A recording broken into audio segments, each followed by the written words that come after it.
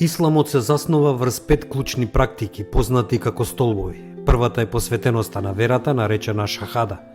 Фразата нема друг вистински бог освен Аллах, а Мухамед е неговиот гласник, е во срцето на религијата.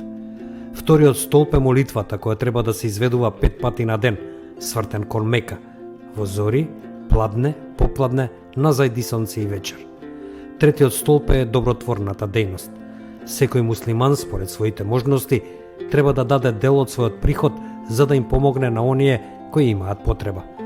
Четвртиот столб е постот за време на Рамазан. Муслиманите над пубертетска возраст мораат да се воздржуваат од храна, пијалаци и сексуални односи од изгресојнце до зајдисонце во текот на 9-тиот месец од исламскиот календар. Петиот и последен столб е аџилакот во Мека, најсветото место во исламот. Од сите муслимани се очекува еднаш во животот да ја посетат Мека, под услов да се физички и финансиски способни да го сторат тоа.